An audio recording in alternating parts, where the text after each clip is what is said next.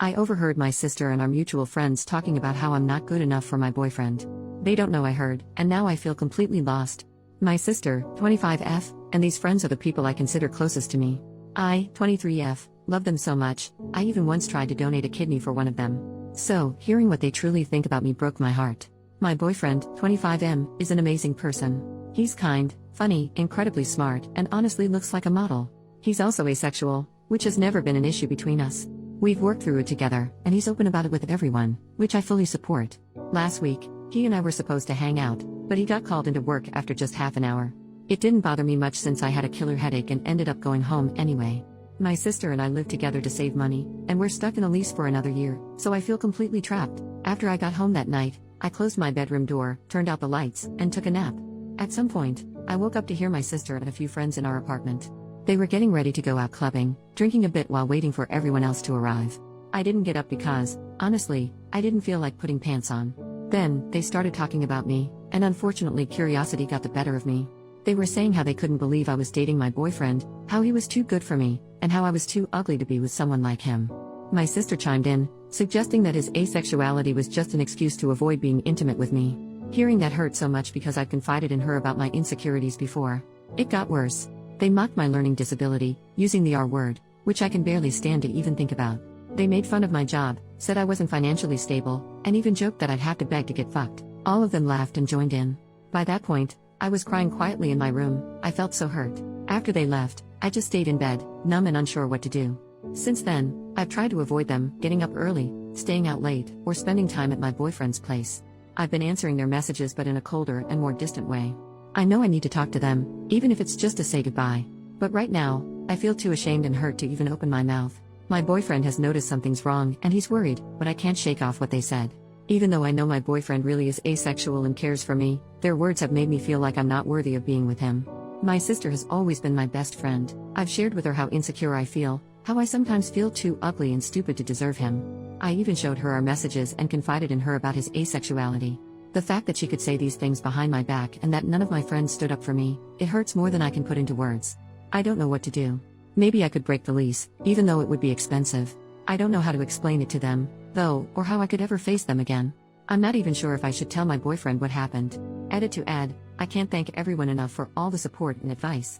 Seeing so many people take the time to offer help has truly made this heartbreak a bit easier to bear. I'm planning to talk with my boyfriend tomorrow when we're at his place. I think I might just show him this post. Edit to, again, thank you all so much. I've been overwhelmed by the kindness from strangers on the internet, and it's helped me feel less alone in all this. I really need to get some sleep now, but I'll be back tomorrow to respond to more of the comments. Thank you, everyone. Update, 10 days later. Hey everyone, first off, I just want to thank you all for the messages and comments on my last post. The support honestly helped me get out of bed and face the day. I ended up showing my boyfriend the post because I just couldn't find the right words to explain it all. He was sad and disappointed, but as an asexual person, he's dealt with his fair share of ignorance and harsh comments, so he understood. Mostly, he felt angry on my behalf and agreed with a lot of the advice, especially that I should confront my sister. We decided a letter would be the best way since I often write letters for different occasions, and it felt less confrontational but still meaningful. Writing it was one of the hardest things I've ever done. I kept it simple and direct, telling her I'd overheard what she and our friends said about me. I told her I was willing to work on our relationship, but I needed some distance to process everything. I also talked to our landlord, who's actually a lovely woman, and she had no issue with breaking the lease. I offered to help find a replacement, but she already had someone lined up, so it worked out. My plan was to pack and leave the letter on my sister's bed, but she came home early and caught me in the middle of it. I decided to just go for it and told her outright that I'd overheard everything they said about me, that I wasn't good enough, the names they called me. At first, she tried to deny it, but I wasn't having any of that. Then she tried to downplay it, saying I was overreacting, but I just looked at her, not saying a word. Eventually, she apologized and started crying, and for a moment I thought we might actually work things out. But then she shifted, making it all about her. Here were her main points. I just can't understand how hard it is to be pretty, no joke. I don't get how she feels because I'm used to not being the best. It's not fair that I get to date a gorgeous guy who's out of my league while she's single. She feels embarrassed when we go out, and people assume my boyfriend is hers, not mine. She knows asexuality isn't real and thinks we're just doing this for attention. I just froze. I wish I had something to say, but I was too stunned to speak. She then said she needed to go out to recover from our traumatic conversation and left. I just finished packing, left the letter on her bed, and moved out. Right now, I'm staying with my boyfriend while I look for a room closer to work. I also wrote letters to my friends and sent them out before blocking them on all social media and contacts. I'm sure they'll find a way to approach me since we work near each other, but honestly, I don't care. On top of all this, I had dinner with my parents last Friday. I told them an edited version of what happened, leaving out anything about my intimate life, and explained that I broke the lease and cut ties with my friends. Their reaction? They said I shouldn't be angry because it's true, and that when they first met my boyfriend, they thought I was playing a prank. My dad even said I was being selfish for breaking the lease and betraying my sister's trust because you don't do that to family. Since then, I've been ignoring them, my sister included. I'm okay, honestly just more tired than anything else. Relevant comments. Commenter number 1, this is a little bit off topic, but I'm curious as to how your relationship dynamic works with your boyfriend. I don't know too much about asexuality / you mentioned you have a disability, so if it isn't too personal for me to ask, how does your relationship work? How do you go about an intimate life? I don't mean to be offensive or nosy, so apologies in advance, I'm just curious. OP, don't worry.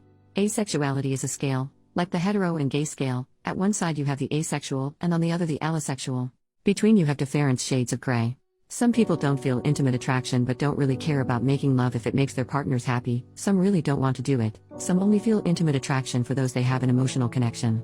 It's a very diverse community. As for the obstacles of dating an asexual man, I guess it mostly falls into what you consider a deal breaker. What are your needs, etc. I can live without love making. I can live happy without love making. Again, it's about compromise. There are other things in my relationship that are more important to me than love making and they are being met, so I'm happy. I guess it just goes down to, if you can't date someone without love making, that's okay. If you can, that's okay too. The only wrong thing is to start shitting rules.